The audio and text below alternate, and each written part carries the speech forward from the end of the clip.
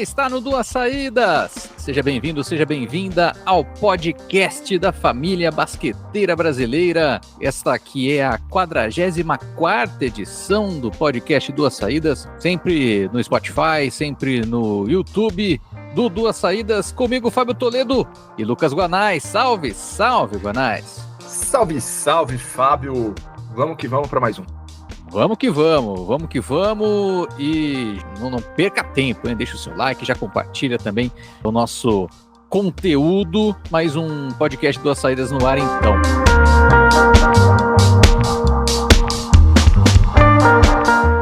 E a gente começa com um Erramos. Confesso a você, Guanais, que eu nunca acreditei que um dia eu ia fazer um Erramos sobre frango frito. Olha, eu vou um pouco além. Porque acho que foi o Erramos mais doído da minha trajetória jornalística, porque foi um Erramos sobre frango frito e um Erramos geográfico, Fábio. Pois é, né? Tava falando de Kansas, né? Acabamos falando do KFC, que na verdade não é de Kansas, né? Na verdade o KFC é de Kentucky, é Kentucky Fried Chickens, né? Então, só temos uma referência de Kansas, Guanais. O estado começa com K, a gente acabou empolgando ali, mas dói particularmente porque, para quem não sabe, antes de fazer jornalismo, eu fiquei muito, muito perto de fazer geografia. Eu era aquele moleque que ficava decorando bandeira e capital do mundo inteiro e, putz, essa doeu, essa pegou onde dói essa aí. Desculpa aí, Ramos. Bom, pelo menos não falamos de Kansas City, né? Que é Missouri. Não fica no Kansas. Seria outro também que ia errar na cara mesmo. Mas enfim, tem frango frito no Brasil, né? Vai ter lá também. Vai comer de qualquer jeito. Certo? Exatamente.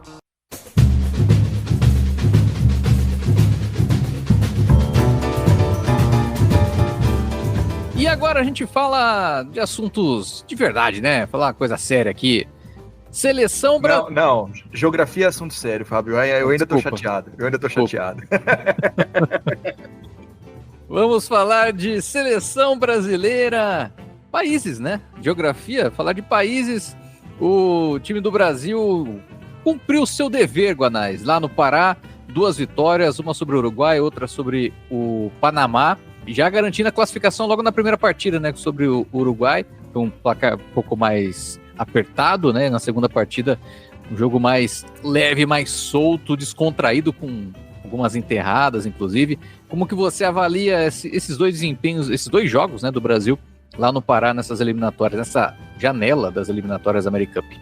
Extremamente positivo, Fábio. O Uruguai fez um jogo mais duro contra o Brasil.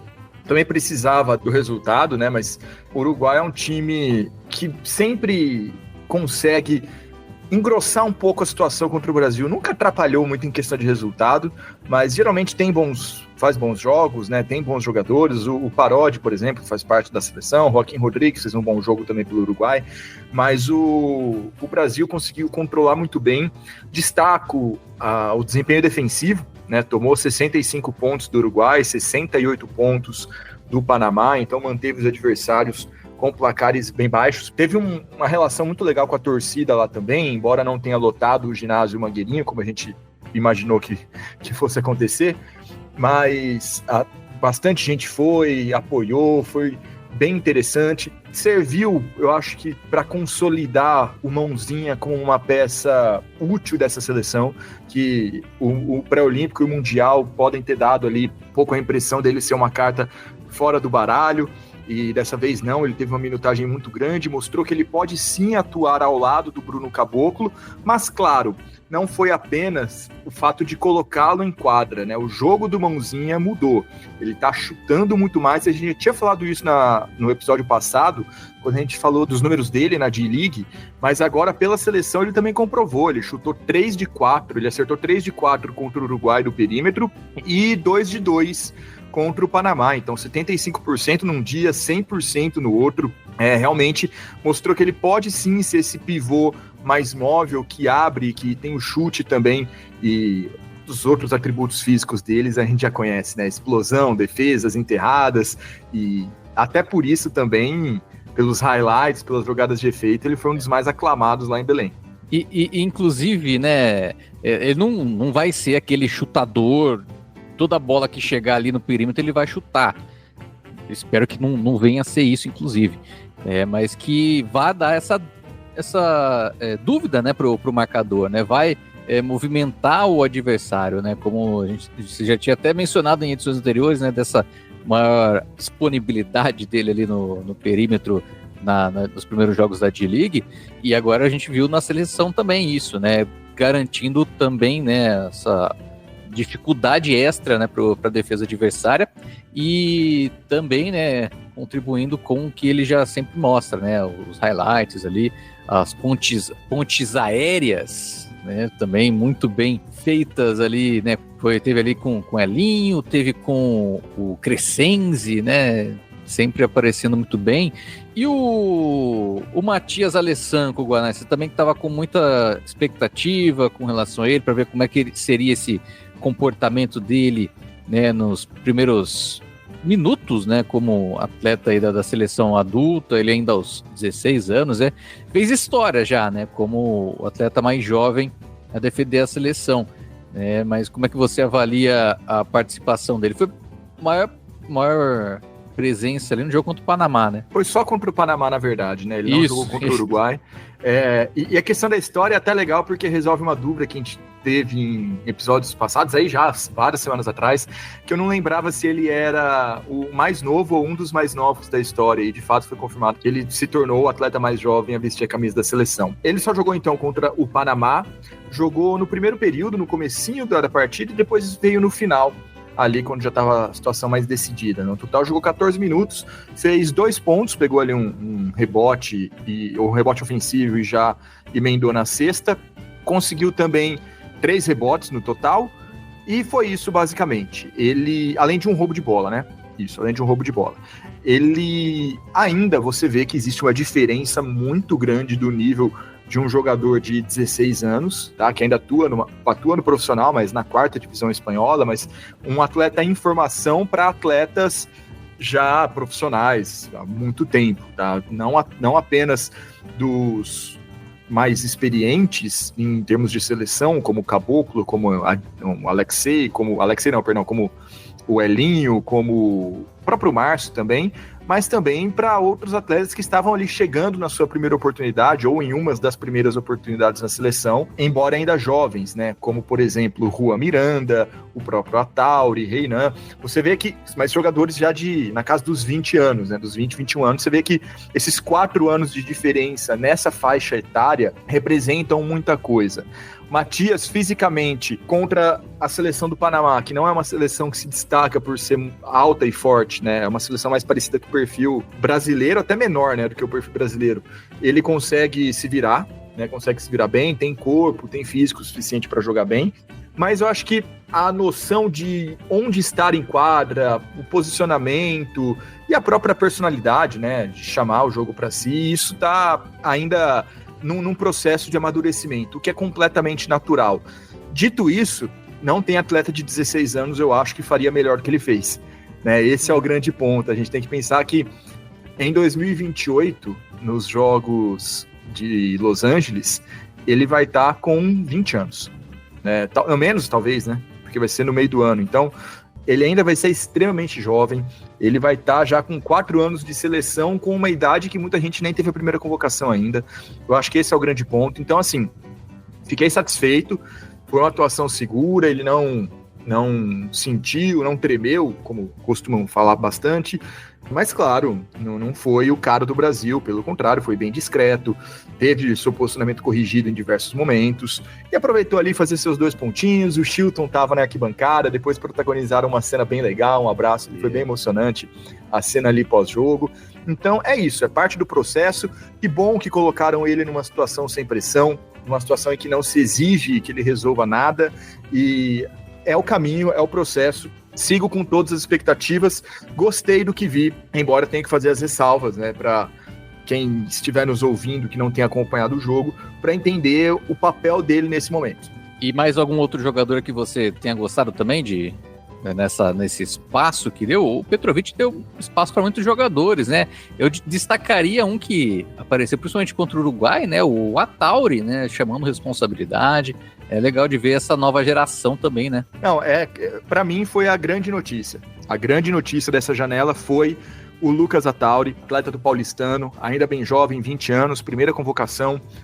Ele parece que tá jogando na seleção há anos. Ele parece um jogador acostumado a jogar pela seleção brasileira, muita personalidade, dos dois lados da quadra, tá? Não afinou para ninguém, muito bom defensivamente, com muita energia. No ataque, bate para cima de todo mundo, fez ali 1 de 4 contra o Paraguai do perímetro, já contra o Panamá ele fez 1 de 3, mas foi muito mais agressivo, cortando para perto do aro, atacando a cesta também e arremessando mais de perto. Foi talvez o grande sopro de energia, de renovação, assim, que a gente precisava, que a gente espera de um jogador jovem na seleção brasileira.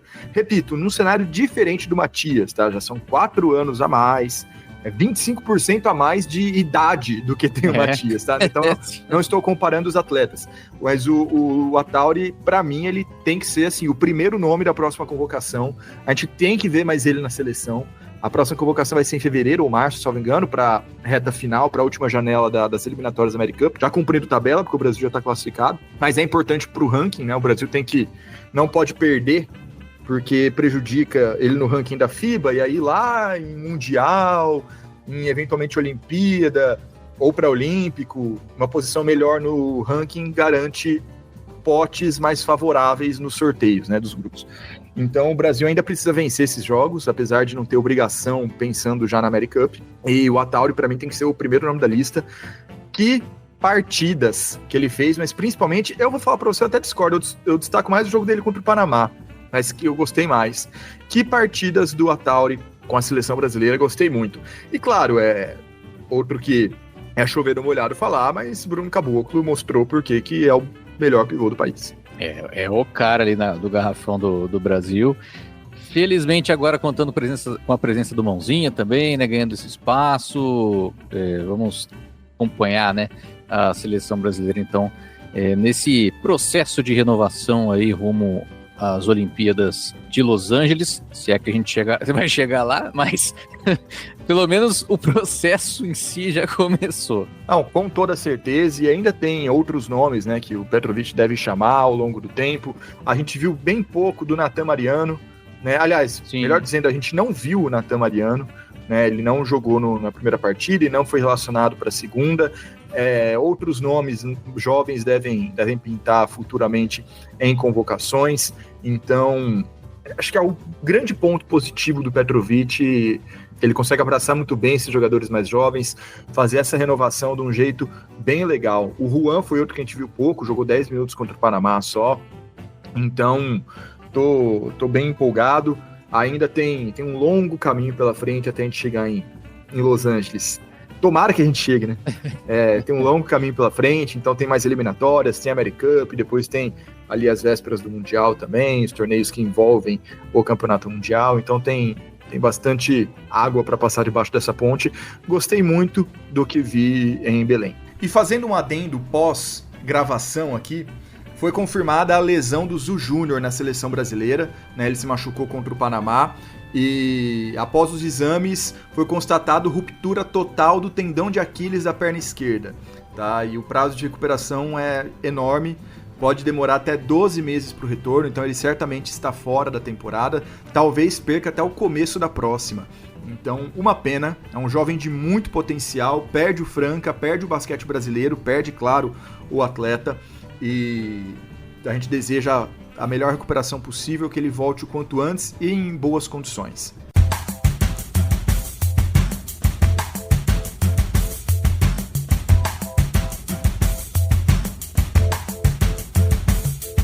Bom, vamos falar de brasileiros pelo mundo. Na verdade, um brasileiro só, né, nessa edição. Brasileiro que fez a sua estreia pela D-League, né, NBA D-League. O Daniel Nueni, na última edição a gente havia mencionado ele, né, que ele estava na reserva, né, ele era o reserva ali do Capitanes, precisava ter uma movimentação ali no elenco, né? Alguém sair para ele entrar, né, na posição ali de ala, né? De forward. E isso aconteceu, viu? 2 dias depois da nossa gravação, o David Jones, do Capitanes, foi pro Utah Jazz, né? E com isso o Onwenu então teve essa subida, né? E aí ele pôde jogar, né? Fazer a sua estreia pelo time do Capitanes. E aí no jogo de estreia dele foi contra o Vipers. E ele entrou no último minuto, né? Poderia até ter entrado antes, né? Porque o Capitães já tinha aberto uma vantagem. E aí, quando ele apareceu, ele ainda teve a oportunidade de encerrar o jogo com uma cravada ali em lance de contra-ataque.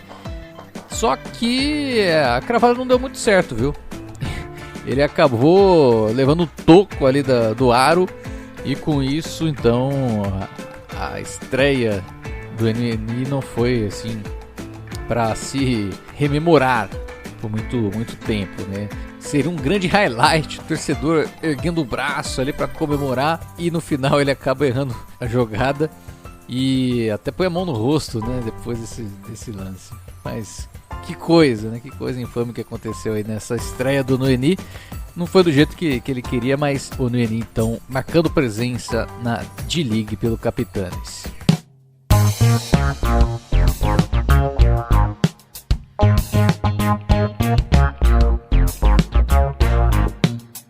Hora e vez do basquete feminino, hora e vez do Campeonato Paulista. Na última edição a gente falou da classificação, né, do Campinas para as finais do Campeonato Paulista. E agora então a equipe já conhece o seu adversário, será o Santo André, que eliminou o César Araraquara. Mas olha, foi um jogo, foi uma série que até me surpreendeu um pouco, né? Porque tivemos 2 partidas em Santo André, uma bem aquém, né, do esperado, principalmente para o Santo André, e a outra muito pegada, definida na reta final, com virada inclusive para Santo André conseguir a classificação. O jogo 2, né, primeira partida, o Santo André tinha ganhado bem do César Araraquara em Araraquara, e no jogo 2 em Santo André era a grande oportunidade do Santo André já matar, né, a série ali na segunda partida, e até pelo que a equipe vinha mostrando ao longo, né, do campeonato, era esse o caminho, né? E que o SESI também vinha mal, né? Era esse o caminho de fato. Só que o Santo André foi muito aquém, assim, do esperado, né? Foi muito aquém do que vem apresentando na competição. É um time que se precipitou muitas vezes nessa segunda partida. Jogadoras importantes no time não conseguiram fazer um jogo necessário, né, para conseguir a vitória. Por exemplo, a jogadora que ficou a partida inteira em quadra, a Sassá, jogou 40 minutos, fez só 10 pontos.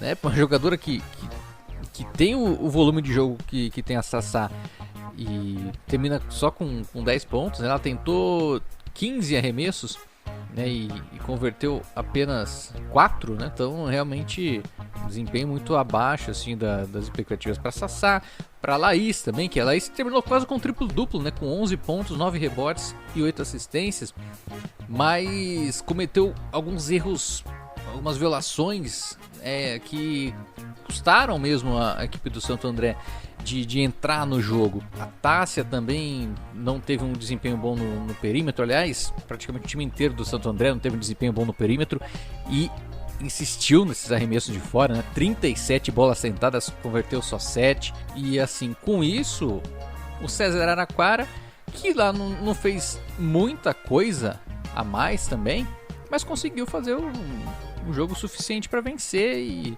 e até sem sofrer tanto, principalmente na reta final. O time teve ali o duplo-duplo da Aline Moura, que é sempre destaque dessa equipe. A Manu fez uma boa partida também, com bolas de 3 importantes, né? Terminou com 19 pontos, né? Terminou como cestinha do jogo. A Sossô também teve um desempenho melhor do que na última partida. Eu vi até mencionado, né, como ela não foi bem no último jogo. também fez uma boa partida ali, vinda do banco, mas dos 61-49 ali da vitória do César Araraquara, eu destaco o que o Santo André não jogou, né? Porque se o Santo André tivesse o mesmo nível que teve nas outras partidas, conseguiria vencer. Talvez com um placar equilibrado, mas conseguiria vencer. Coisa que teve no jogo 3. Os mesmos 61 do César Araraquara e, ao contrário dos 49 do Santo André, foram 20 pontos a mais. Que aí é o que eu acredito que é mais o nível do Santo André de fato. Não é um time de fazer 49 pontos, longe disso. É um time que tem jogadoras com alto nível e que, apresentando o seu melhor, né, conseguem jogar muito bem. A Sassá, por exemplo, depois do jogo ruim, né, do domingo, na segunda-feira fez 19 pontos, tentou 17 arremessos, converteu 9, né, aproveitamento muito melhor, jogando mais próximo ao garrafão também, não exagerando tanto ali nas bolas de 3. A Tássia também chegou a 15 pontos, né, melhorou um pouco ali a questão do arremesso do perímetro, mas também reduziu um pouco a distância, né, para acertar e converter. Evelyn e Laís comandou a equipe, né, terminou com duplo-duplo, 15 pontos e 10 assistências, 6 rebotes no jogo também. Tem um time muito bom, né, principalmente as titulares dessa equipe andreense. E o César Araraquara voltou a ser mais do mesmo. É um time que teve um desempenho gigantesco da Aline Moura, que fez 28 pontos, pegou 20 rebotes, jogou demais ali no garrafão, foi dominante. Desempenhos diretos ali com as pivôs do Santo André, a Aline Moura sobrou na disputa. Mas a Manu voltou a não se destacar, né? Terminou com 5 pontos apenas. Vitória Marcelino não apareceu bem. A Sossô teve 12 pontos, né? Mas foi coadjuvante, né? Então foi um time novamente dependente da Aline Moura. O jogo 2 eu acompanhei, consegui assistir. O jogo 3 aconteceu enquanto a gente gravava o podcast, então eu não conferi, só fui conferir, estava nos segundos finais. Mas o início de jogo foi já muito equilibrado, né, com as equipes ali sempre na trocação de pontos, né.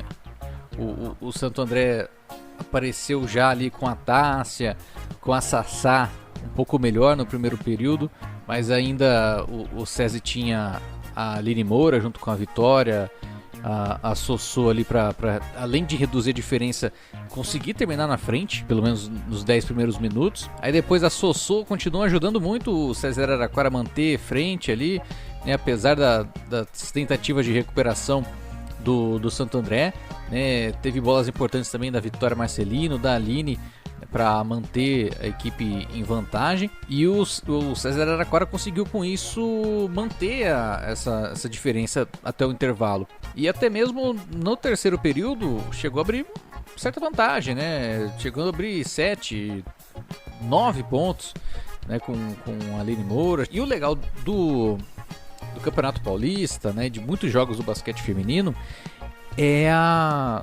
como o jogo pode mudar rapidamente, né? Você vê uma diferença de 10 pontos cair para um número considerável. Rapidamente as coisas mudam, porque 2 bolas de 3 encaixadas ali em 2 ataques seguidos do Santo André já garantiu a recuperação, a diferença na casa de 2 pontos, né? E aí, acelerando, pressionando o SESI. O SESI conseguiu ainda voltar a abrir uma vantagem, mas aí vem novamente o Santo André na recuperação. Aí agora sim, muito importante a variação de jogo, né? A presença ali da Sassá, né? Nesse estilo. A Sassá é uma jogadora que tem essa qualidade, né? De jogar dentro e fora do garrafão, e contribuiu muito nesse aspecto no terceiro período para a recuperação do Santo André, e com isso chegou ao terceiro período com 50-50. O jogo chegou empatado na reta final, e aí dá para dizer que o Santo André foi o Santo André de todo o Campeonato Paulista, né? Um time que mostrou ali, primeiro, a qualidade da Sassá, desde da LBF pelo Sampaio, tem feito um ano excelente, né? Decisiva, para as duas equipes em que ela jogou. Foi importante ali para Santo André abrir a vantagem, né, para chegar numa reta final com um pouco mais de condição, um pouco mais de capacidade para controlar o jogo, que foi o que aconteceu. Apesar ali das tentativas que apareciam com o SESI, principalmente com a Aline Moura, Sassá apareceu e mandou bola certeira. A Tássia ali na canhotinha mandou uma bola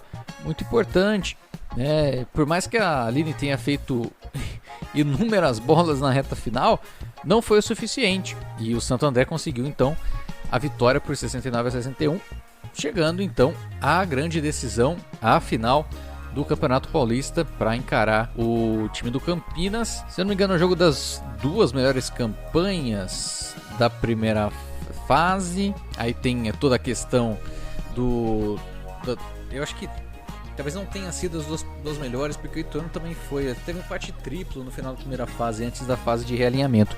Mas o jogo decisivo, o jogo da final, que vai trazer de fato as duas equipes que apresentaram o melhor basquete, né, do campeonato. O Unimed Campinas, da cestinha Ineides Casanova, da Isa Sangali, que desbancou o Ituano na semifinal, contra o Santo André, que talvez tenha sido o time com maior regularidade dentro do campeonato, mas que mostrou já nessa série contra o César Araraquara que não é um time imbatível, né?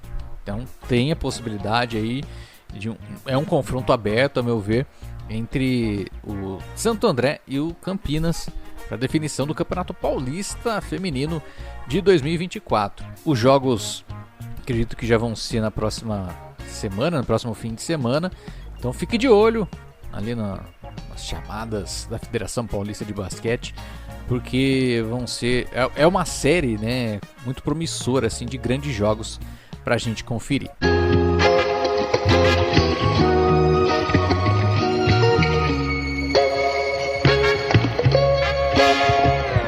E para complementar aqui o giro do basquete feminino, destaque para o anúncio, né, da Nádia Colhado, que se aposentou do basquete. Nádia é uma pivô que fez história, né, na última década aí do basquete brasileiro. Jogadora que tem passagem, né, teve passagens por Santo André, por São José, jogou no Sport Recife, jogou no Sampaio Basquete. Também tem ficha corrida aí de serviços prestados à seleção brasileira, né, com campeã das Américas, campeã sul-americana, um nome constante na seleção brasileira ali dos anos 2010, ali, entre 2010 e 2018, mais ou menos, marcando presença a Nádia. E também com uma história no basquete internacional, né? Chegou a jogar na WNBA pelo Atlanta Dream, pelo Indiana Fever. Jogou também no basquete espanhol, né? No Girona, também no Guernica. Ela chegou a ficar aí mais de 2 anos sem jogar, né? Que ela teve uma lesão e acabou pausando, né, a carreira. Ela foi retornar na última temporada, né, da LBF pelo basquete Ponta Grossa. Ela teve 2 cirurgias seguidas de LCA. Isso para qualquer atleta já é um negócio pesadíssimo, né? E para a Nádia estava ali na casa dos 32 anos mais ou menos. Muito pesado, né, isso acontecer. Ela ainda conseguiu retornar, né? Jogou pelo basquete Ponta Grossa, não fez todas as partidas da equipe, né?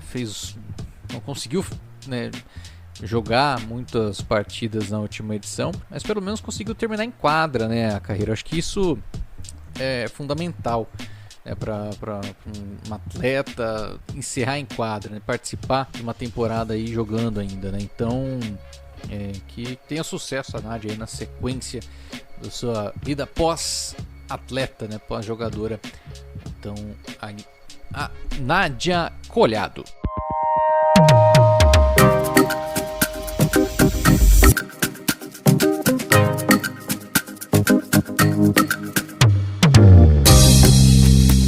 Bom, e vamos falar agora da Champions League Américas, Guanais, né? Não sei se foi no dia que a gente gravou o podcast ou se foi no dia que foi pro ar, né? Foi no dia seguinte, na quinta-feira, saíram os grupos da Champions League Américas. Acho que foi no dia mesmo, foi na noite ali, né? Não foi no dia, foi na noite. Os grupos da Champions League Américas definidos então, né? São 4 grupos com 3 equipes em cada um deles. Vamos apresentá-los, Guanais? Com toda certeza, Fábio. Lembrando que são 4 grupos de 3 e classificam os 2 primeiros de cada grupo. A primeira fase vai ser disputada em sedes, então em cada janela, cada time faz 2 jogos, né? Enfrenta os seus 2 adversários de chave, totalizando 6 jogos para cada time na primeira fase em 3 janelas, e os 2 primeiros classificam para as quartas de final. As quartas de final serão disputadas em melhor de 3, e depois os semifinalistas, a semifinal e final será definida no Final Four, ali no mês de maio, já em sede única e jogo único também de semifinal e final. Daquele esquema de sempre que a gente está acostumado com a Champions. No grupo A tem 2 colombianos, o Paisas e o Toros del Valle, e o Real Estelí, que é da Nicarágua, tá? Então são esses 3 times, acredito que o Real Estelí é a principal força dessa chave. No grupo B, o Flamengo, que é o atual vice-campeão da Champions, né, perdeu a final para o Quimsa na temporada passada, está no grupo B junto do Boca Juniors, da Argentina, e também do Toros de Chiquirí, do Panamá. Então é um grupo aí de países, de times bem distantes geograficamente um do outro, mas estão reunidos na mesma chave, pelo menos são ali algumas das principais cidades dos seus países, né? Rio de Janeiro, Buenos Aires e cidade do Panamá também, acesso fácil via aérea, né? Por avião dá para chegar tranquilo nesses lugares. Então, Flamengo, Boca Juniors e Toros de Chiquirí. No grupo C, temos o Quimsa, que é o atual campeão da Argentina, em Santiago del Estero, o Minas Tênis Clube, que é o terceiro colocado, várias Champions seguidas, e por fim, o Biguá, do Uruguai. Então, Quimsa, Minas e Biguá, grupo bem difícil, bem complicado esse grupo. Por fim, o grupo C tem o Instituto de Córdoba, o SESI Franca e o León, o Instituto da Argentina, tá, de Córdoba, o SESI Franca e o Leones de Quilpué, que é uma equipe chilena, Fábio. Então, Instituto, Franca e Leones de Quilpué. Considerando que classificam 2 por chave, acho que dá relativamente tranquilo ali para os brasileiros passarem de fase, um pouco menos para o Minas, né? Sim, né? O grupo mais complicado seria esse do Minas. São equipes de muita tradição, né? Tanto Biguá como o Quimsa também, né? São equipes com muito histórico e sempre presentes, né, nas competições das Américas, né? Então, as competições continentais. Então, de fato, é o grupo que chama mais atenção. É lógico que tem algumas equipes que fazem aquelas contratações apenas para a Champions League, né? Aqueles jogadores dos Estados Unidos que vêm para fazer 50 pontos no jogo, mas eu acho que no caso dessa edição, os brasileiros ali, os argentinos, acho que eles vêm com o maior favoritismo, né? 3 brasileiros caíram com os 3 argentinos, né? Então, acho que vai casar desse jeito, inclusive a próxima fase também, né? Com a classificação dos brasileiros e argentinos, todos eles para fase aí de mata-mata para os playoffs, e aí esperado que venha no grupo A, acredito que o Real Estelí e mais um. Eu acho que é por aí realmente. Brasil e Argentina já comandam, desde que o Guaros de Lara da Venezuela deixou de ter aquele super orçamento, o Brasil e a Argentina dominam as competições internacionais. Não acredito que será diferente nesse ano. Então, ao que tudo indica, uma primeira fase de Champions com um adversário bem complicado para cada brasileiro, né? Boca, Instituto e Quimsa são times bem fortes, e outro adversário ali um nível abaixo, né, o Leones de Quilpué, o Toros de Chiquirí, e aí já o Biguá, que seria o mais forte dentre os mais fracos, né? Então, o Biguá às vezes costuma aprontar também, o Minas tem que ficar de olho, mas acho que são grupos acessíveis realmente para as equipes brasileiras. Jogos acontecendo então entre dezembro e fevereiro, né, Guanais? Tem aqui, inclusive, a tabela dos primeiros encontros. Bom, aqui no Instagram da FIBA Américas, né, da BCL Américas, para variar, tem uma burrada aqui, né, que o grupo A não tem ainda qual vai ser a sede, mas temos já o grupo B, que vai acontecer a primeira parte no Rio de Janeiro, entre os dias 15 e 17 de dezembro, então é a primeira disputa entre Flamengo, Boca Juniors e Toros de Tiquiri. Aí no grupo C, acontecendo um pouco antes, né, nos dias 12, 13 e 14, em Santiago del Estero, o 15 então recebe, né, Biguá e Minas, os confrontos aí do primeiro turno, né, dessa etapa de grupos. E aí no grupo D, acontecendo entre os dias 14 e 16 do próximo mês, em Córdoba, o Instituto então recebendo o César Franca e o Leones de Quilpué. Então começando já em dezembro, indo até fevereiro, essa etapa aí da BCL Américas. Sim, os times do NBB não precisarão remanejar seus jogos aqui na competição nacional. A tabela já prevê folga, né, para essas equipes do NBB durante as janelas, as datas de BCLA. Então, não vai precisar ficar com jogo a menos, remanejar jogo, nada disso. Já está tudo encaminhado para os 3 times representantes do Brasil.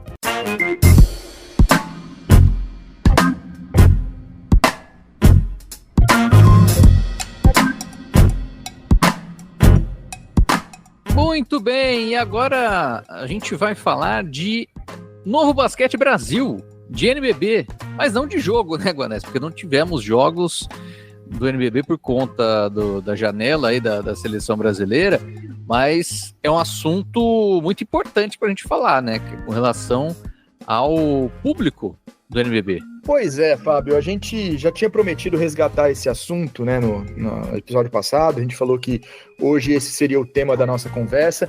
No meio da semana, o Pedro Rodrigues, né, que do podcast A Temporada, fez ele é colunista do Jornal do Brasil, também no Rio de Janeiro, sobre basquete. Ele falou sobre a questão do público, do baixo público do NBB, e a gente ficou um pouco encanado com esse debate, em fazer esse debate sem ter os números, né? Então fomos atrás, montamos ali os públicos de toda a temporada 2023-24 na fase de classificação e do que aconteceu até agora na temporada 2024-2025, para tentar trazer um pouco mais de dados, um pouco mais de contexto aqui para a nossa discussão. Se o público do NBB é realmente baixo, se está melhor ou se está pior que anteriormente, para a gente poder conversar um pouquinho sobre isso. Deu trabalho, né? Deu bastante trabalho. Deu bastante trabalho mesmo. Quer começar por onde? Eu acho que a primeira ressalva, vou começar por uma ressalva, tá?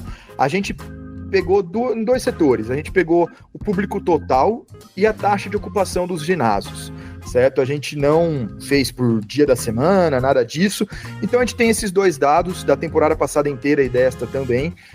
E é sempre válido ressaltar que são dados que necessitam de contexto. A gente vai trazer aqui algumas discussões, mas cada local, cada sede do NBB tem a sua característica específica, tem a sua dinâmica e a sua relação específica com o público.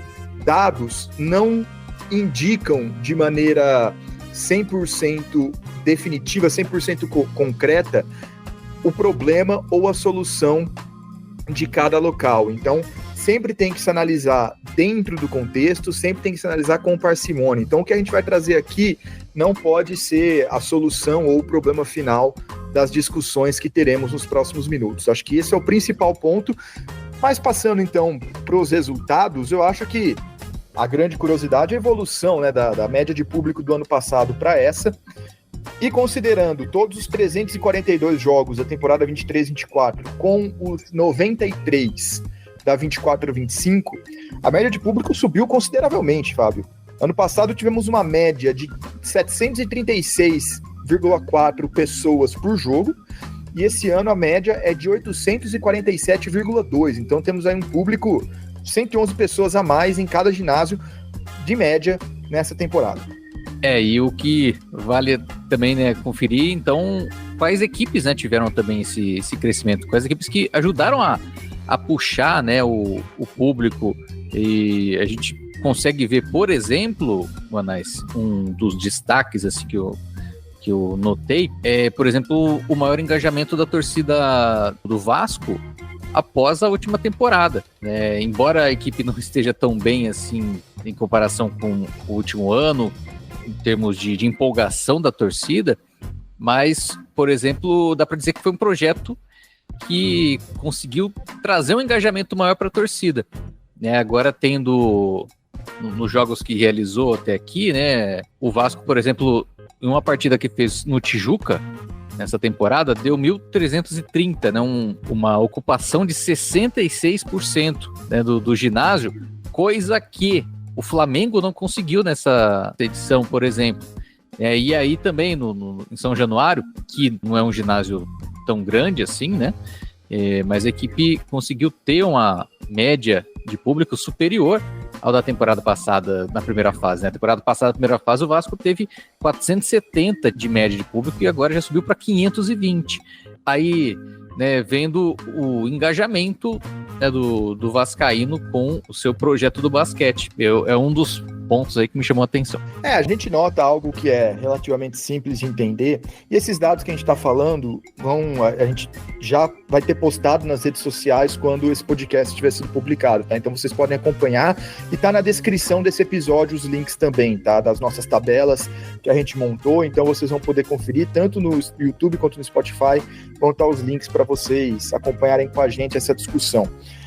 Nós temos vários ginásios pequenos no NBB, né? Então, esses ginásios, eles são mais fáceis de você ter uma taxa de ocupação considerável. Então, você tem o São Januário, né, do Vasco, que tem capacidade para 1.000 pessoas, a Arena Unifacisa, capacidade para 1.200, o ginásio do Pato, né, o ginásio do SESI em Pato Branco, capacidade para 1.000, o do Paulistano, 1.280, o do Pinheiros, 820 pessoas, o que mais? Aí já vem o do Bauru Basquete, né, com 2.000, e o Tijuca com 2.000 também. Então são ginásios menores, que você tem uma facilidade maior para ter uma taxa de ocupação interessante, e a gente vê refletido principalmente nas associações, né? Esse acho que é o grande ponto que a gente já falava em outros episódios, mas agora a gente tem números para embasar a conversa. O fato do NBB ter vários tipos de organizações jurídicas participando dificulta muito você fazer qualquer tipo de plano de ação em qualquer esfera do campeonato, seja em questões financeiras, seja em questões de gestão, qualquer tipo de exigência, né? Qualquer tipo de exigência, até de estruturas físicas. Então, isso também se reflete um pouco no perfil da busca desses times por torcedores. Então, a gente tem várias equipes no Brasil que são associações, principalmente times do interior. Franca, Bauru, Caxias, União Corinthians, Pato, Mogi. A Unifacisa é uma universidade, mas ela acaba se assemelhando bem mais às associações do que aos clubes, né? Brasília também é uma associação. Você tem clubes poliesportivos de muita tradição no esporte olímpico, notadamente Pinheiros, Paulistano e Minas. E você tem também os clubes de futebol, que também são clubes poliesportivos, mas de marcas muito mais fortes. Então, Corinthians, Flamengo e São Paulo, né? São times que também têm uma estrutura poliesportiva, uma estrutura olímpica muito boa, mas por terem marcas tão reconhecíveis no cenário, no imaginário brasileiro, a gente tem a expectativa de que deveria atrair mais gente. E o Fortaleza, que embora tenha uma estrutura de associação, tem uma marca também vinda do futebol, que entraria nesse terceiro grupo. E aí, Fábio, a gente vê o seguinte, que até já passando para a discussão que eu queria colocar aqui. Bauru Basquete, média de público nessa temporada de 1.132, 56% de ocupação. Caxias do Sul, 1.274, com média de ocupação de 25%. Né? O ginásio lá em Caxias do Sul é bem grande, né? Capacidade para 5.000.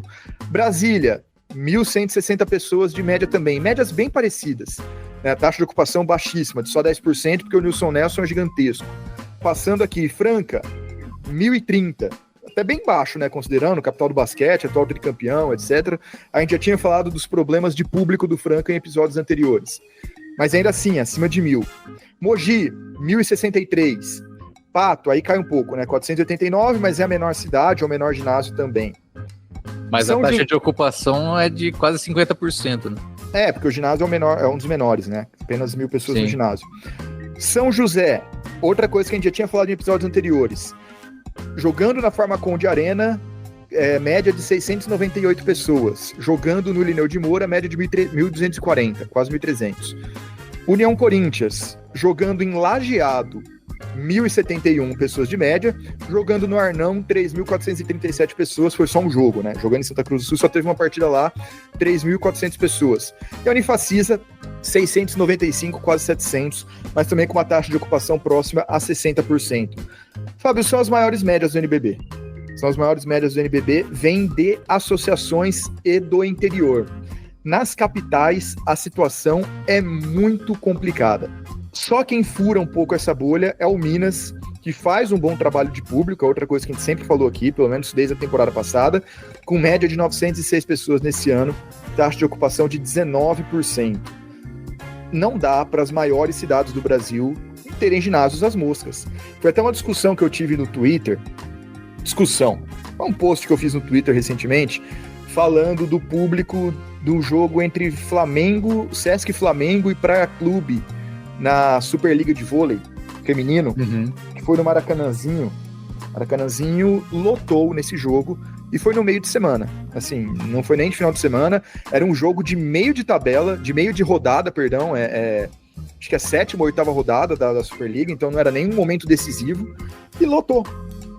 Acho que numa terça ou numa quarta-feira à noite, Maracanãzinho pulsando por um jogo de vôlei.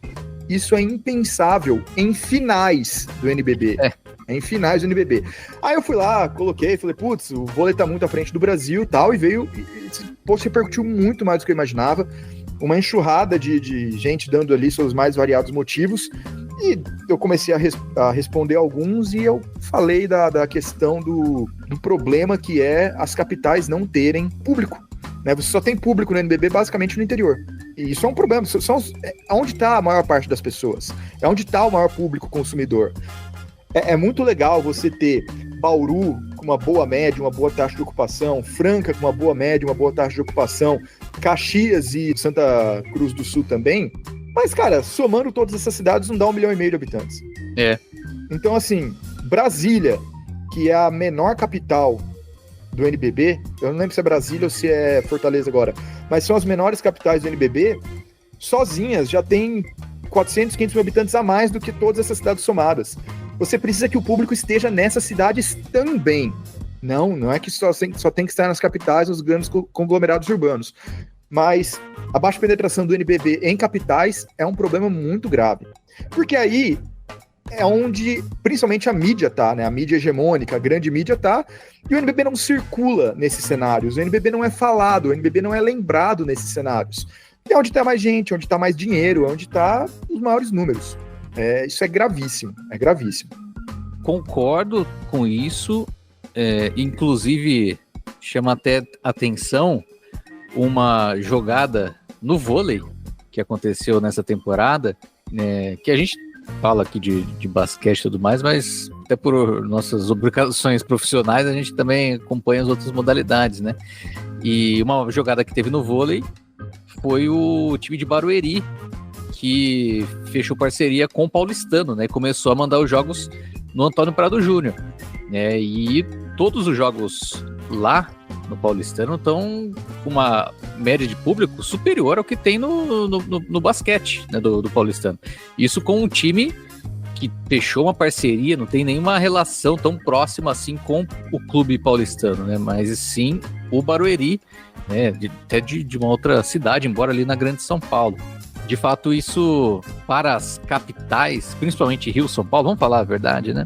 É muito necessário, né, você ter esse maior presença de público, e chama a atenção a questão do Flamengo, né, que historicamente, né, no NBB era um ponto fora da curva, dá para se dizer assim, de ter público, né, de ser um clube poliesportivo e de futebol, e clube de massa, que tinha público, que torcedor ia em peso, inclusive até como visitante, muitos jogos assim que lotava a parte ali dos visitantes, e o Flamengo nessa edição, até na última edição já teve uma queda, assim, na última edição até que ainda nem tanto, né, chegou a ter uma média de quase 1.000 no Maracanãzinho, que é um problema, né, taxa de ocupação baixíssima, mas o Flamengo, que era ali um time presença, né, de público até destoante de outros clubes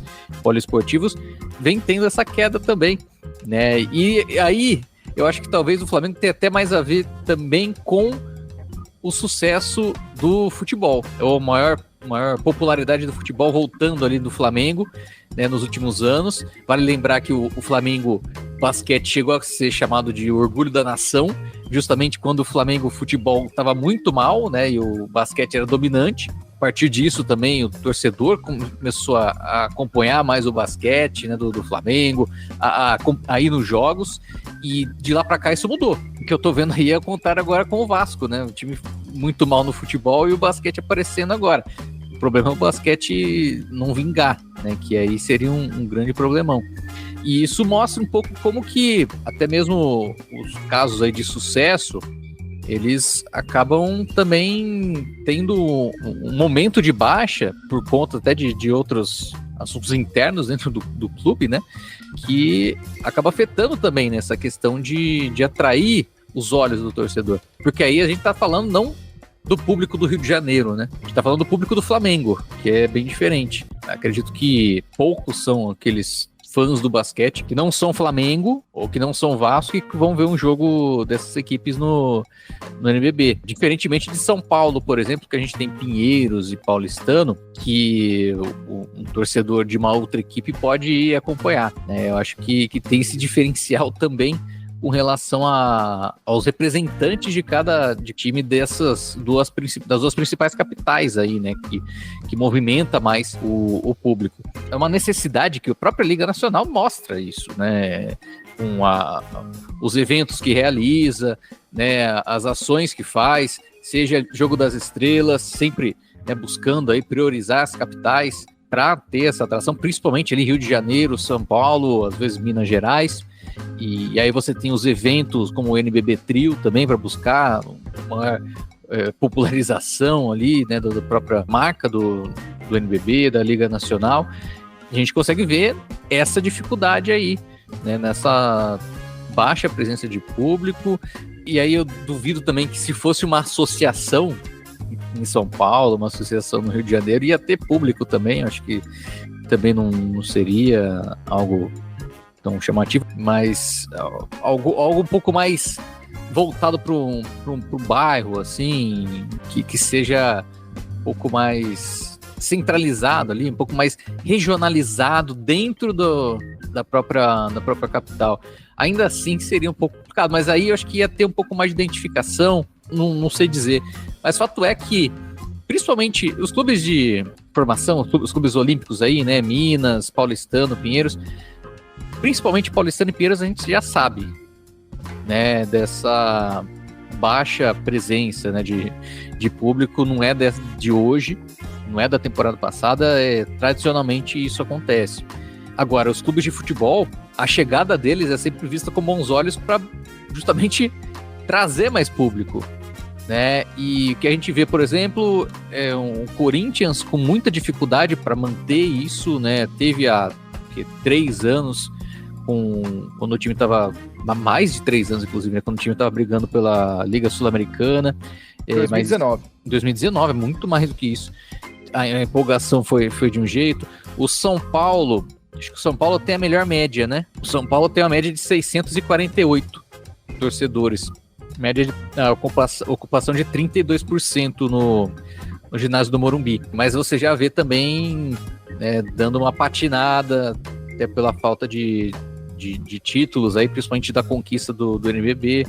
Também está tendo essa nova realidade sendo posta aí à prova. Até essa mesma dificuldade do time de camisa, né, de ter chamar o público, deixa um questionamento mesmo, né, se até que ponto a gente consegue também, né, ter a presença dessas equipes, ou por mais tempo do que as equipes estão, né, 4, 5 anos, e se consegue se manter, né, por exemplo, imagina a titia Leila pegando essa média de público do NBB e vendo que todos os seus adversários ali, todos os clubes de futebol, têm uma baixa presença de público. ela vai falar que o pessoal não tá ligando pra modalidade e não vai botar o projeto do Palmeiras. Não que seja esse o motivo dela, mas é uma justificativa que ela pode colocar.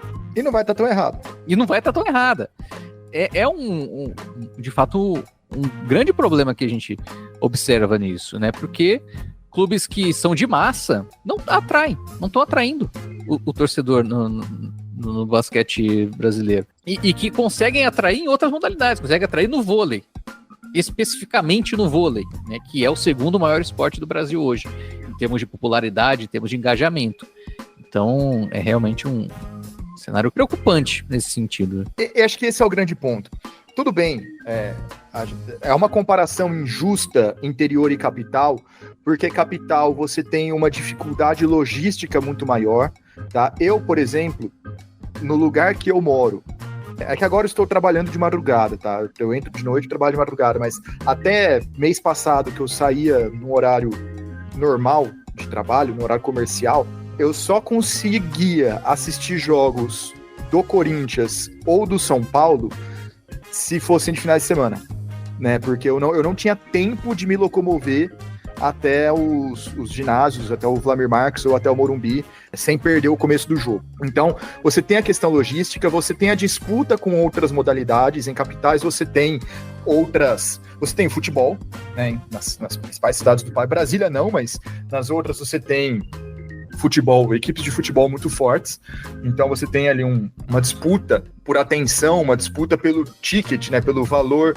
que o cidadão separa para gastar com lazer, para gastar com esportes ao longo do mês, e no interior não, no interior via de regra é mais escasso em questão de grandes eventos, e aí você tem um campeonato de elite da modalidade que for, vira um grande atrativo para a cidade. Esse ponto é sim verdade. Mas e o vôlei? Né? O vôlei tá aí para jogar nossa cara que dá para lotar, dá para fazer. É claro, existe uma questão histórica muito grande, né, de inúmeras conquistas das seleções de vôlei, conquistas essas sendo escancaradas em TV aberta todo final de semana na cara da população. Vamos falar a Globo, né? Se a Globo não passava a Superliga regularmente, né? Passava principalmente as finais. Na época de Grand Prix e Liga Mundial de Vôlei, que hoje é tudo Liga das Nações, ela passava todos os jogos de final de semana, quase todos os jogos de final de semana, ou pelo menos, melhor dizendo, não é que ela passava todos os jogos. Todo final de semana tinha jogo das seleções de vôlei na temporada de seleções, que dura meses, não são janelas esporádicas, igual é no basquete. Então, o público foi se acostumando muito, e o fato da Superliga ser um dos principais torneios de vôlei do mundo, coisa que o NBB não é para o basquete, faz com que vários desses grandes valores atuem por aqui, embora boa parte deles hoje já esteja aposentado, e a seleção brasileira de vôlei seja mais uma dentre as grandes, e não o bicho-papão que foi nas últimas 2 décadas. Mas ainda assim você tem um carinho muito grande do público pelo vôlei. Eu sei disso, e eu sei que isso leva anos, para não dizer décadas, para você reverter. Não reverter porque não é uma disputa, né? Você não precisa que o vôlei caia para o basquete subir. Mas para você criar isso para o basquete, leva muito tempo para o basquete, para estar no dia a dia do brasileiro. Para você comentar, para você ver que vai passar um jogo de basquete na TV e agir com naturalidade. E não, tipo, nossa, que diferente, tá passando um jogo de basquete. Né? O vôlei virou muito natural para o brasileiro. Mas o resultado tá aí, né? A comparação é, sim, inevitável. E é muito triste que o basquete não consiga chegar mais nem perto do que o vôlei consegue. Outro ponto nessa comparação com a Superliga que a gente precisa fazer é a questão financeira. E a gente sempre bate na tecla aqui no Duas Saídas, né? O vôlei tem muito mais dinheiro do que o basquete. Também por causa desse sucesso e desse poderio midiático, se é que dá pra gente colocar assim, nos últimos anos, que atrai mais dinheiro, nas últimas décadas, né, que atrai mais dinheiro, mais público, mais interesse. Então, falamos em episódios anteriores, por exemplo, em como a Liga Nacional de Basquete, nessa temporada, consegue expandir os seus horizontes porque tem mais grana, porque tem a Caixa envolvida. Então, a partir do momento que entra a Caixa Econômica Federal, volta, né, para os name rights do NBB, aí você já consegue pensar numa Liga Ouro. A partir do momento em que a Liga conseguiu fazer uma parceria com a Secretaria de Esportes e Lazer do Distrito Federal, que descolou uma verba de quase 2 milhões de reais. A Liga fez o torneio Abertura, antes do NBB começar, lembra que juntou todo mundo lá em Brasília? Então, isso daí foi dinheiro público. Mas com dinheiro se faz as coisas. E essa é uma questão muito importante. E aí, para ter uma ideia dessa diferença, é só pegar os orçamentos das instituições que comandam os nossos campeonatos. Então, se você for pegar todo o ano de 2023, e aí não é temporada, tá? É o ano de janeiro a dezembro de 2023, da Liga Nacional de Basquete. Ano passado, a receita, tá? A receita, que é só os ganhos, não vou entrar em lucro, despesa, nada do tipo, porque aí é um debate bem maior, tá? Bem mais longo. Mas a receita da Liga Nacional de Basquete em 2023 foi de 13 milhões e pouco, quase 14 milhões de reais. Lembrando, claro, fazendo o adendo, que metade do ano teve caixa, metade do ano não teve caixa, tá? Então, o orçamento de 2024 vai ser mais uniforme, eu acho. Mas aí lá para fevereiro, março, quando for publicado, a gente fala. Mas ano passado foi 13,6 milhões de reais que a Liga Nacional de Basquete teve. A CBV, que é a Confederação Brasileira de Vôlei, que é quem organiza a Superliga, teve em 2023 receita de 142 milhões de reais, tá? 10 vezes mais do que a Liga Nacional de Basquete teve. Ah, Lucas, está comparando uma confederação que cuida da Superliga masculina, feminina, categorias de base e seleções com a Liga Nacional de Basquete que cuida do NBB e da Liga Ouro. E da Liga de Desenvolvimento, perdão. Verdade. Então vamos somar todo mundo do basquete? Lembrem, a CBV é 142,8 milhões de reais, quase 143. Então vamos lá. Liga Nacional de Basquete, 13,6 milhões. CBB, Confederação Brasileira de Basquete. Para o orçamento de 2024, eu estou misturando anos diferentes, mas é porque são os dados que a gente tem, tá? Mas dá para ter uma ideia. Eu não estou querendo números exatos, estou querendo aproximação aqui. Então 13,6 milhões da Liga Nacional de Basquete, mais 17,2, quase 17,3 da Confederação Brasileira de Basquete. Somados, isso dá 30 milhões. Se você for pegar a Liga de Basquete Feminino, a LBF, não tem orçamento recente, o mais recente é de 2022, e eles nem tratam os seus dinheiros, os seus ativos e passivos na casa dos milhões, é na casa dos mil, mas como entrou a caixa no passado, salvo engano, isso foi para quase 2 milhões, se eu não estou enganado, de uma nota que eu vi meses atrás. Vamos considerar 2 milhões, arredondando para cima, tá? 32 milhões do basquete inteiro contra 142 milhões do vôlei inteiro. Isso explica boa parte também dessa diferença brutal que a gente enxerga entre as duas modalidades hoje. Eu gostaria também de destacar, Guanais, um ponto que até tinha mandado uma mensagem para você com essa pergunta, né? Se vale a pena o basquete, o NBB, ser disputado em grandes arenas, em grandes, com capacidade para um público grande. Porque a gente está vendo aqui que a média de público do NBB é de 840 torcedores e todas as equipes aí, se tivesse um ginásio de 1.500 torcedores, já estava bom demais. Né? Garantiria ali o tamanho, é lógico, né? Aí chega playoff, é um negócio diferente, finais. Você poderia ter um ginásio de 3 mil lugares, né? Mas, por exemplo, você vê Brasília, que faz um bom trabalho ali de game day, né? De dia do jogo ali, traz um bom público para a média do NBB, né? De 1.100, 1.164 torcedores nessa temporada, mas com uma taxa de ocupação de 10% do ginásio Nilson Nelson, que cabe 11 mil pessoas. Pega Fortaleza, por exemplo, que tem o CFO, que cabe 17 mil pessoas. E aí você tem um jogo do Fortaleza com uma média de 369 torcedores, 2% da ocupação. E aí, imagina quem tá querendo conhecer o NBB, pode ser, entra num jogo do Sport TV 3, que esteja passando lá o NBB, e aí começa a assistir, e aí vê um ginásio vazio. Não vai ter uma boa impressão, né, do que ele tá vendo. E se pega, por exemplo, um ginásio um pouco menor, você vai ouvir o grito do torcedor, você vai ouvir algo um pouco mais pulsante com menos gente. né? Então, até que ponto vale você ter um ginásio grande e fazer, inclusive, né, uma propaganda em cima disso, né? Grandes casas, sendo que você não tem um público para ele, né? E aí você tem uma ocupação muito baixíssima que acaba também tirando um pouco da beleza, né, do jogo, né? Porque o torcedor na arquibancada também é importante. É também estética. Sim. Você vê um jogo lotado, ver de casa, né? Acompanhar pela televisão ou pelo celular, pelo computador, um jogo lotado, dá outra dinâmica, dá outro peso. E vou falar para você, repercute muito melhor.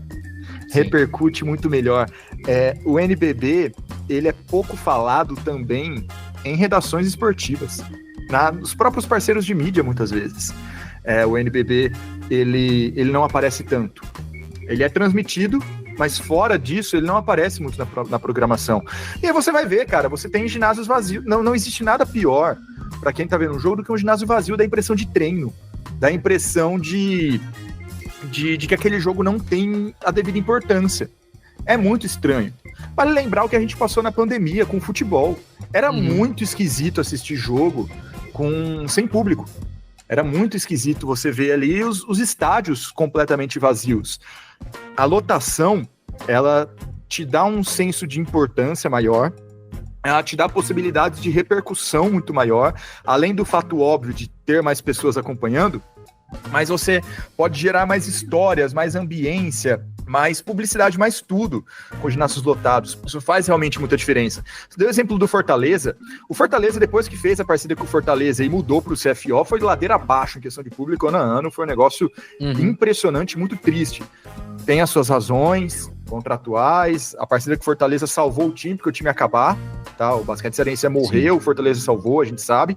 Mas a partir do momento que existe, a gente não vê uma evolução em todos esses anos. O Brasília, você falou do Brasília, joga no Nilson Nelson. Cara, não parece nem um pouco, que o Brasília tem a segunda maior média de público do Brasil.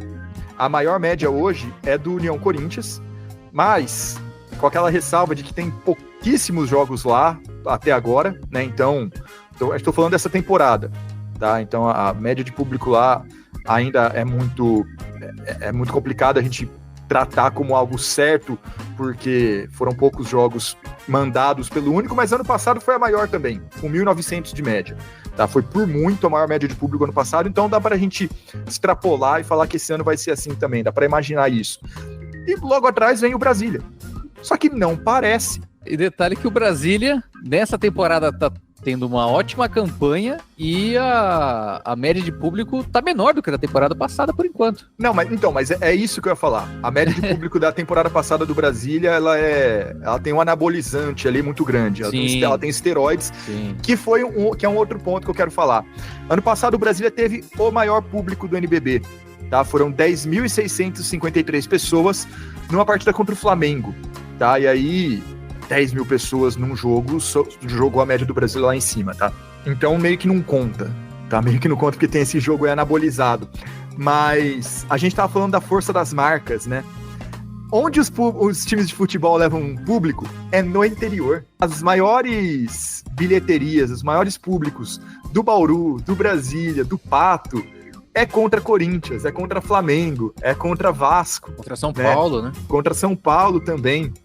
Mas principalmente Corinthians, Flamengo e Vasco. Botafogo e São Paulo não levam tanto assim ainda pro interior. E não é que vai torcida desses times lá. Bom, vai também, claro. Mas vai mais torcida do público da cidade também. Então, mostra que a marca tem essa força. Mas ela não consegue, essas marcas não conseguem capitalizar, não conseguem traduzir essa força para a mesma cidade, sede delas, para onde tem o futebol. E isso é muito triste. Só que, de novo, isso não é um problema só do basquete, porque no vôlei consegue, porque o Corinthians no futsal consegue. Então é um problema também muito da cultura do torcedor brasileiro, que não está habituado a ir no jogo de basquete. Quando vai, até tem estruturas legais, tá? Porque não dá para falar que o problema é a estrutura física, porque é a mesma do vôlei, é a mesma do futsal, é a mesma, né? Então, é assim, mas quando vai, vê um ginásio vazio. Quando vai, até pouco tempo atrás, tinha uma grande chance de ver um jogo ruim, né? E aí faz a comparação com a NBA e aí ferrou. Faz comparação com a NBA, que isso é o prenúncio de todo o problema quando você fala de basquete aqui no Brasil. E não atrai, cara. Não atrai. Muitas vezes é difícil ir, né? Porque cidades grandes tem vários imbróglios. São jogos, geralmente, do meio de semana. Até para não concorrer com o futebol, mas aí você impede muita gente que sai do trabalho de ir. Cara, é um problema. É um problema. Ainda tem o fato de que o ginásio do Corinthians e o ginásio do São Paulo, por exemplo, não posso falar tanto dos ginásios do Rio de Janeiro e de Fortaleza, porque eu não tô nesses lugares, mas também acontece em Brasília. Os ginásios são em locais de baixa densidade populacional, né? São bairros geralmente residenciais de casas, que você não tem tantos prédios assim. Corinthians um pouco menos. Corinthians fica no Tatuapé.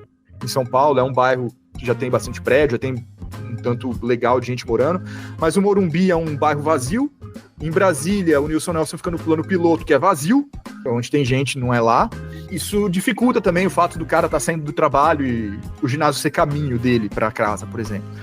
Então tem mais esse desafio urbanístico também, que aí os clubes não têm o que fazer, né? Eles têm que lidar com o que eles têm. Mas são muitas questões que atrapalham o andamento, o crescimento do público do basquete. Em que pese, a gente está falando que é baixo, que é ruim, porque os números absolutos são bem fracos. Mas, Fábio, aumentou consideravelmente de um ano para o outro, né? E aí, onde mais subiu de 2023-24 para 24-25?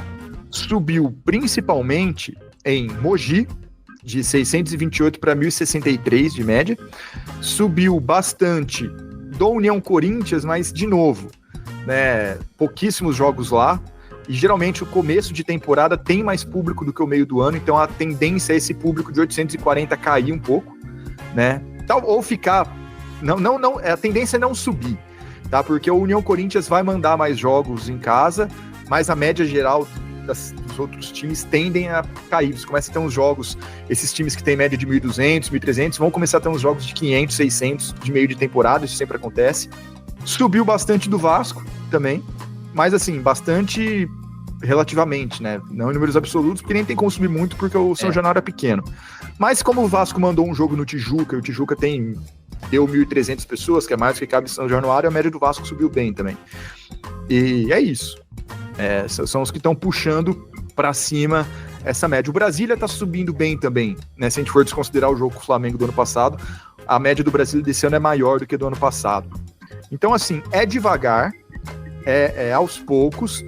A gente sabe que não vai lotar todo o jogo de uma hora para outra, até porque nem no vôlei lota, a gente falou do vôlei, mas nem no vôlei lota sempre, mas muitas vezes sim, e tem uma média melhor, né? E tem grandes eventos ao longo do ano que o NBB não consegue capitalizar nem em final, nem em jogo das estrelas, né? Então, você falou das grandes arenas, eu concordo, a média de capacidade do ginásio brasileiro, a média de capacidade é de 4.576 lugares. Tá? É um ginásio médio.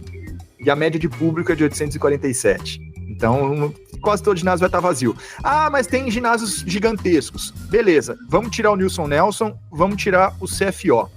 E eu não estou colocando o Maracanãzinho na lista, porque o Maracanãzinho recebe jogos esporádicos, então ele não está entrando nessa média de capacidade dos ginásios. Vamos tirar o CFO e o Nilson Nelson, que recebem sempre. A capacidade vai para 3.293, 3.300. 847 de público ainda é 25%. Menos de 25%. Sim. Ainda é muito pouco. Ainda é muito pouco, ainda dá buracos na transmissão. Fica feio, não é legal, não atrai. Tudo bem que ginásios pequenos você tem problemas de estrutura física mesmo, tá? De câmera, de alocar imprensa. É difícil. Jogos do Vasco, por exemplo, tem muita imprensa para o tamanho do ginásio, mas é o Vasco, então atrai imprensa. Uhum. Né? Coisa que é muito mais fácil de você acomodar num Maracanãzinho ou numa Tijuca mesmo, por exemplo. A gente sabe que tem essas questões também de estrutura. Impossibilita. Também a média é boa, mas te dá um teto. Né, te dá um teto de público do tamanho da festa que você pode fazer, é verdade. É impossível você fazer uma festa igual o Brasília fez contra o Flamengo ano passado. Então, ginásios menores te dão esse teto, né, te dão esse limite que, na hora de vender, você vai vender só o jogo do Flamengo. o Brasília lá no Nelson Nelson, que deu 10 mil pessoas. Você não vai falar do resto. Só que quem acompanha sabe, né? Isso é para pegar gente nova, né? Essa venda é para pegar gente de fora. Quem acompanha sempre sabe que a média é baixa. Outro grande problema é pegar Paulistano e Pinheiros, menos o Minas, né? O Minas está melhorando nisso, mas Paulistano e Pinheiros, que tem públicos ridículos. O Pinheiro tem público de 301 pessoas de média, o Paulistano 309, e já são os menores ginásios do NBB e são algumas das menores taxas de ocupação. São clubes que não se importam em atrair público, não sei nem se é desejado, pelo estilo elitizado dos públicos, dos clubes, né? São locais que têm uma importância muito grande política, né, de terem feito o NBB acontecer e permanecer, e são alicerces de categorias de base fundamentais para o basquete brasileiro, isso é inegável, mas no profissional é meio vergonhoso. É bem vergonhoso o trabalho de público desses locais. Aliás, o trabalho de público não, né? A inexistência de trabalho de público. E aí como é que a gente pode partir disso para melhorias? Não necessariamente, não apenas, melhor dizendo, a melhoria tem que vir só na atração desse público, na promoção dos jogos. Tem também, que isso é bem deficitário, é bem falho, tá? Mesmo nas redes dos próprios times, trabalho em rede social do NBB, em média, considero mediano.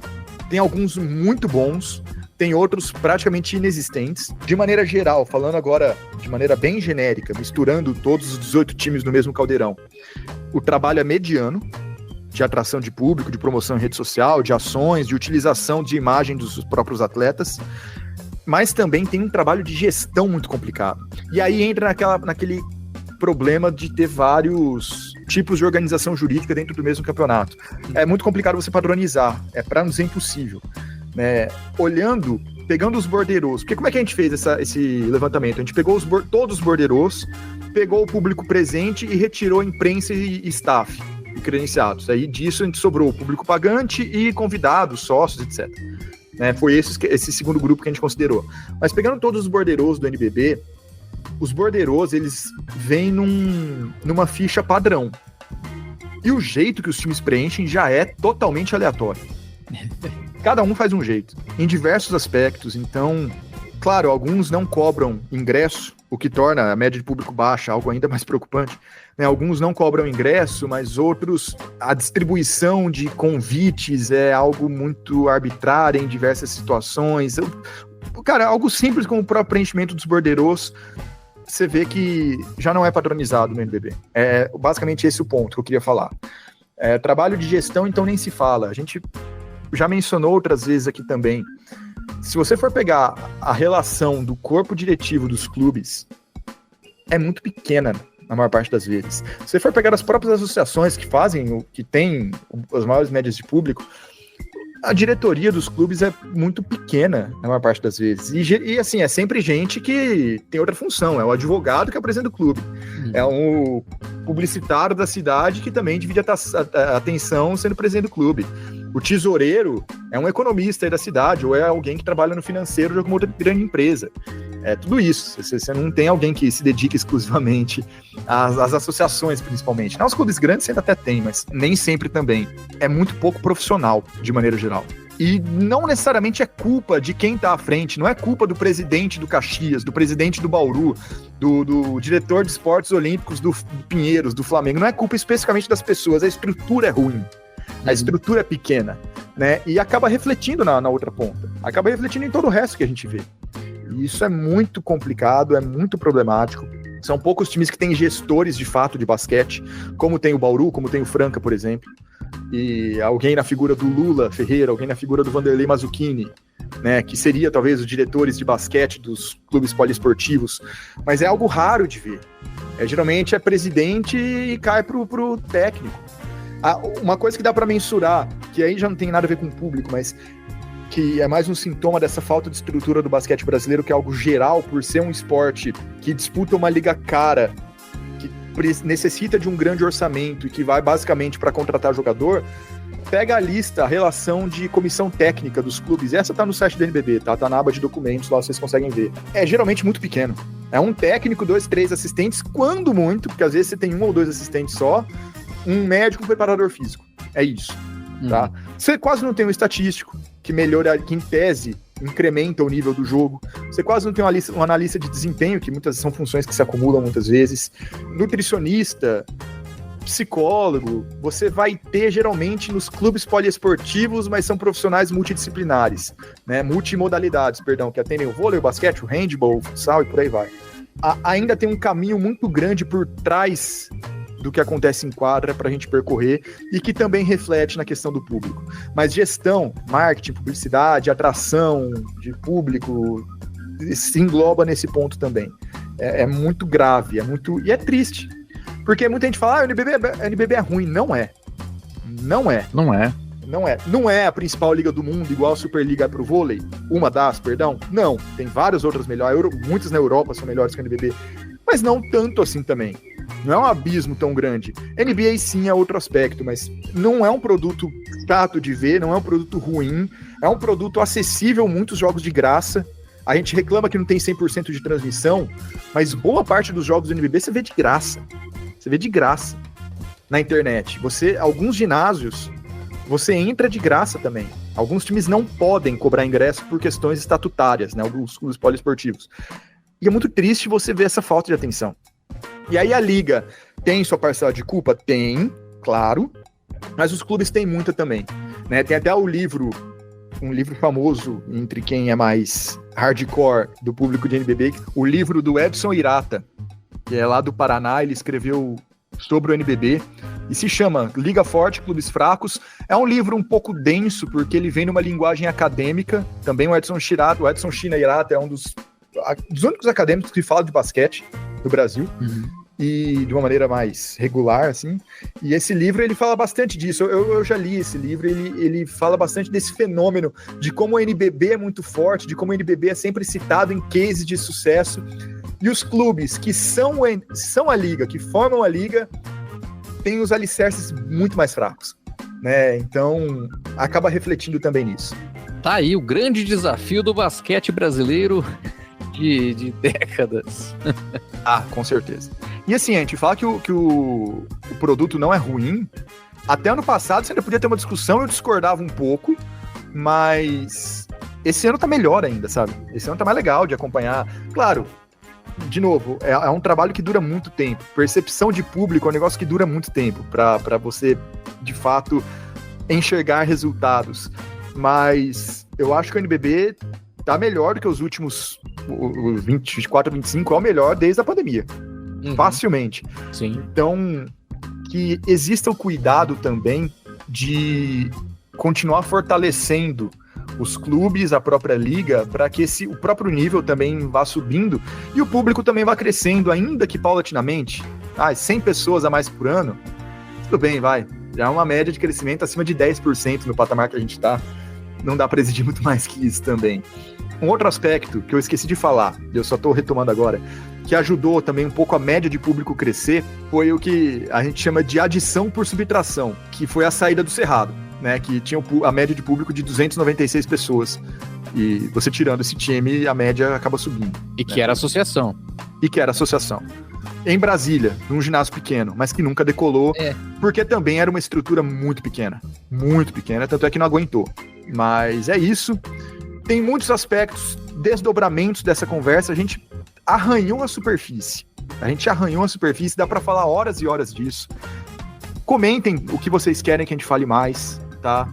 Quanto que a Liga Ouro pode ou não impactar nisso também. Eu acho que só vai criar mais bolhas no interior, tá? O que pode ser ótimo por um lado, mas, de novo, não resolve o problema. A gente falou disso em outros momentos. Mas comentem a percepção de vocês também, do porquê que vocês que acompanham o NBB, por que vocês acompanham e por que as pessoas ao redor de vocês não acompanham. Isso é algo muito legal de discutir também, é uma coisa que eu sempre converso com os meus amigos. Comentem, por favor, comentem, que é um tema que dá muito pano pra manga. Acompanhem as nossas redes sociais também, que todos os dados estão lá. Eu imagino mais uma roda de conversa, né? As pessoas tomando uma cerveja, ele fala, vem cá, por que você não acompanha o NBB? Cara... E faz isso mesmo. Eu não começo assim. Mas sempre, às vezes quando surge o assunto basquete, você sempre olha na cara de um e fala, não sei, eu não gosto, não acompanho, aí eu entro no porquê. Mas eu não começo também, o assunto é muito estranho, né? Puxar um papo assim, né? Mas não dá, é muito caricato, não dá pra fazer. Chega pra crush, né? Cara, não dá. Eu tô com a mesma pessoa faz 10 anos, não vejo Júlia, então aí esse papo já passou faz tempo. Com ela, pelo menos. Mas não só nisso, com colegas também, né? Com colegas de profissão. Eu trabalho com jornalismo e muitas vezes a gente fala, putz, verdade, eu sei que o NBB existe, mas não acompanho. Aí você fala, por que não acompanha? E as pessoas dão as razões delas, tal. Então, eu tento sempre fomentar nesse sentido também. Mas numa roda bebendo, assim, eu não começo, porque estraga o clima, né?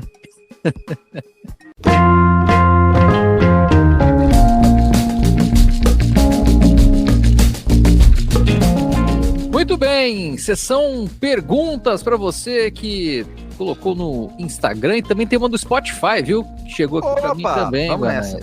Dá para fazer perguntas no Spotify. Isso, a gente até falou, né, na última edição. Deixe seu comentário, né, sua pergunta no Spotify e no YouTube também que a gente traz para cá. Vamos lá, começando no Instagram então. José Faria Júnior, sempre aí fazendo suas perguntas relacionadas a... Agora, jogadores do NBB têm plano de saúde seguro ou algo parecido, assim como na NBPA? A NBPA é a Associação de Jogadores da NBA. Tá? Então, a resposta é sim e não. Os jogadores têm plano de saúde, eles têm plano de saúde e seguro de vida enquanto fazem parte do NBB, enquanto disputam. Os clubes são obrigados a pagarem as despesas médicas. Aliás, o regulamento do NBB não fala nem em plano de saúde, fala em pagamento de despesas médicas. Presumo, e aí eu estou presumindo, tá? Tô deixando bem claro que pode ser que eu esteja enganado, mas eu presumo, lendo o regulamento, que se o clube não quiser pagar plano de saúde para ninguém e arcar eventuais despesas que venham a acontecer de maneira particular, pode. Não sei se vale a pena financeiramente, mas eu acho que o regulamento abre essa brecha. Não tenho certeza, mas lendo o artigo 47 aqui do regulamento, me dá essa impressão. Mas sim, de qualquer maneira, os jogadores têm todas as suas despesas médicas e seguro de vidas custeados pelos clubes enquanto atuam. Depois, não. E aí que não é parecido em nada com a NBPA. A Associação dos Jogadores da NBA garante plano de saúde, que é muito importante nos Estados Unidos, porque lá não tem sistema público de saúde, né? Então os planos são fundamentais. Garante plano de saúde para os jogadores que ficaram 3 ou mais anos na liga. Se eles ficam 7 ou mais anos, salvo engano, esse plano de saúde ele dá um upgrade, ele fica ainda melhor e ele dura para o resto da vida. E se você fica 10 ou mais anos na liga, na NBA, aí você tem para sempre, para você e para sua família, né? Esposa ou esposo. Acho que não tem nenhuma relação estável de jogadores homossexuais que eu me lembre na liga até hoje, na NBA, mas tem esse direito, e filhos, tá? Isso gera alguns casos muito anedóticos, e tem o que tá acontecendo agora, que, por exemplo, é com o Tony Snell. Tony Snell é um jogador bem mediano da NBA, mas que ficou muito tempo na liga, né? Ele jogou 9 anos, e eu tô trazendo ele aqui porque ele é muito lembrado no Brasil, de maneira caricata, por um jogo que ele fez, que ele ficou acho que 28 minutos em quadra e não fez nenhum ponto, não pegou nenhum rebote, não deu nenhuma assistência. Enfim, ele assistiu o jogo em quadra lá, ficou 28 minutos correndo de um lado pro outro. E ele é meio meme aqui na comunidade da NBA até hoje. Mas ele foi um cara que passou 9 anos na NBA. Hoje ele tá fora, ele tá na D-League pelo Celtics, pelo Maine Celtics, né, que é o time do Celtics na D-League. E ele tá jogando pela seleção dos Estados Unidos, as eliminatórias da American Cup, inclusive. Fica esse volta pra American Cup. Ele tá jogando por lá. É um cara muito experiente que ficou 9 anos na liga e tem um filho autista.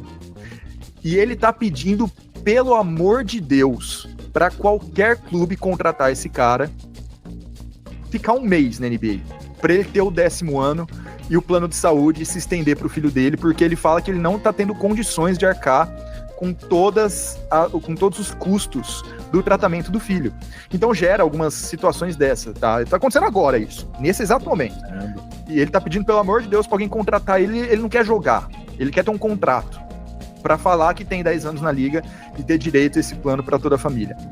Então, a resposta, Zé, os jogadores só têm os custos de saúde bancados enquanto atuam, depois não. O Snell pode até jogar 25 minutos, mas ele não vai fazer nada. Fica tranquilo. Ele virou meme, infelizmente, coitado. Mas ele tá implorando pra ser contratado. E se fica 20 temporadas igual o LeBron James, ele compra o plano de saúde, o uma empresa do plano de saúde. Acho que ele pode. O Zé Farias também pergunta como funciona a aposentadoria dos jogadores brasileiros. Se eles fazem previdência privada, INSS. Boa sorte pra cada um aí, cada um faz o que quer. Os jogadores, a Lei Geral do Esporte obriga que os contratos sejam CLT, então os clubes são obrigados a pagar INSS durante a vigência do contrato. Mas a carreira de jogador, qualquer jogador, né, de qualquer esporte, é curta, e depois disso o cara tem que trabalhar e recolher para o INSS nos seus respectivos trabalhos, seja ele qual for. Você pode ser técnico de base, comentarista igual o Giovannone é, você pode ser um dono de açougue igual o Valtinho é, você pode ser gestor igual o Fulvio e o Pedrinho Rava viraram. Enfim, cada um se vira aí da maneira que quer e consiga aposentadoria no seu outro emprego. Até porque a aposentadoria vai ser a aposentadoria lá com os seus 65 anos, né? Não, é que assim, aqui na NBA também tem o plano de aposentadoria, né? Os jogadores vão recebendo e tal. E aqui não, aqui não. Os clubes recolhem a INSS, como todo empregador deveria fazer, ao invés de terceirizar todo mundo e fazer todo mundo trabalhar em escala 6x1. Vamos falar aqui também verdade. E depois disso, o atleta que se vire aí. Fábio Basquete BR pergunta: armadores clássicos, passadores de excelência como Furrio e Elinho, temos prospectos jovens desse estilo? De cabeça, acho que não, hein? É difícil mesmo achar, hein? O basquete mudou muito, né? Quando esses caras foram formados, o basquete ele era muito menos espaçado. Ele era muito mais concentrado próximo ao aro. E as funções dos atletas eram muito mais fixas. Então o armador fazia a função A, B, C e D. O ala, E, F, G, H. O pivô fazia dali o restante do alfabeto. E hoje não, né? Hoje meio que todo mundo faz um pouco de tudo, tá? No FIBA um pouco menos, mas é um processo que está acontecendo. Todo mundo faz um pouco de tudo, faz menos sentido você falar em posições e mais em funções. E o jogo está muito mais espaçado, então, estando mais espaçado, as oportunidades de passe, em tese, são mais óbvias, ou mais fáceis de serem, não mais fáceis de serem produzidas, elas são produzidas de uma maneira diferente.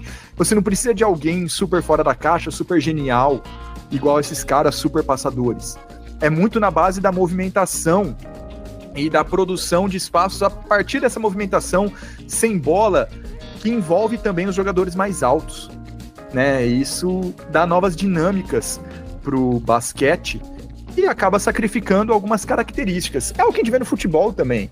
No futebol você vê Guardiola matou o centroavante, por exemplo, né? Pelo menos no mais alto nível da Europa, que é uma função que começou a voltar recentemente com os Haaland da vida, mas uma outra característica muito mais móvel. No basquete a gente vê isso com os pivôzões também, né? Aqueles caras cincões, grandalhões, que só jogam, que tem zero arremesso e só colocam a bola na cesta, sumiram e estão voltando agora numa característica um pouco diferente. Esses armadores um pouco cerebrais, eu acho que sofrem um pouco desse impacto também. São mais raros, bem mais raros de ver hoje em dia. Saulo Borges pergunta, falando sobre armadores, né? Com Raulzinho e Iago na Euroliga, quem deve assumir o protagonismo da armação no Brasa? Alexei, mas deve variar, né? Porque nos campeonatos mais importantes, Raulzinho e Iago seriam liberados, vulgo, mundial e pré-olímpico. Antes disso, eu acho que o Alexei é o grande nome. E acho que é o mais próximo de cerebral que a gente tem também. Além do Elinho, né? Claro, mas pensando em alguém que possa fazer parte, que vá fazer parte desses torneios, né? Quem seria essa terceira opção na armação desses torneios, considerando que Iago e Raulzinho já ocupam as duas primeiras vagas. E o Jorginho, aí, né? O Jorginho você colocaria também? Ou mais numa... Eu mais torço do que... acho que é a questão de função. Eu gostaria muito que ele fosse esse cara, mas ele não é. E o Petrovic deixou bem claro isso. Mas eu gostaria bastante que ele fosse esse cara. Mas eu acho que nada indica que vai ser. Agora do Spotify, Hugo Felicidade manda aqui uma mensagem, primeiro parabenizando a gente, inclusive pelo furo da Liga Ouro, né? Que a notícia estava ali para todo mundo, mas a gente foi lá minerar. E aí até a pergunta é sobre a Liga Ouro, né? Se existe a possibilidade de algum clube que não participou da reunião sobre a Liga Ouro ainda participar, né? Como, por exemplo, se tem alguma coisa ali entre a Liga e o Praia Clube, né? Porque ele achou estranho o Praia não está ali nessa reunião da Liga Ouro, né? Não. Então, assim, existe, né, a possibilidade de algum clube lá. Só que, por exemplo, a chance de um clube que foi lá na reunião conhecer tudo lá é maior, né, do que um time que não foi lá, né? Não, com certeza, não faz muito sentido, né? Mas, sim, tá aberto para todo mundo. E não, o Praia Clube tem relações com a Liga, o Praia Clube cogitou participar do DCNBB. O Praia também participou das DLDBs até o ano passado. Então, a relação sim, não tem problema não. Valeu, Hugo Felicidade, valeu Saulo, Fábio, José Faria Júnior, que mandaram as perguntas pra gente nessa edição. Muito obrigado. Eu queria puxar aqui também, Fábio, teve um comentário no YouTube, no nosso último episódio, falando sobre a Liga Ouro, do Samuel Santana. Não é uma pergunta, mas ele trouxe um termo que eu gostaria de ter pensado nesse termo, que foi uma boa síntese de tudo que a gente falou no episódio passado. Ele falou que a Liga Ouro é fundamental e vai trazer algumas dores de crescimento, como o rebaixamento. Mas se queremos ter um basquete forte, não tem como fugir desses temas. É isso. Muito obrigado pelo poder de síntese, Samuel. Dores de crescimento. Acho que é o retrato da Liga Ouro, realmente.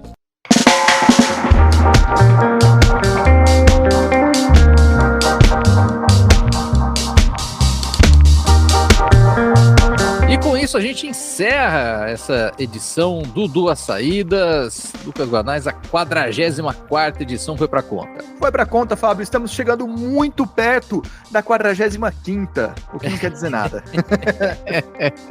Falta uma! Mas semana que vem tem NBB, então a gente vai voltar a falar mais do basquete jogado dentro de quadra. Embora eu goste muito de falar do extra-quadra também. E foi uma boa conversa hoje também. Mas a você também, muito obrigado por ter acompanhado a gente. Comenta aí se você gostou da conversa. Sugira também, né, outros temas para a gente trazer aqui também. E é isso, um forte abraço, até a próxima edição. Falou!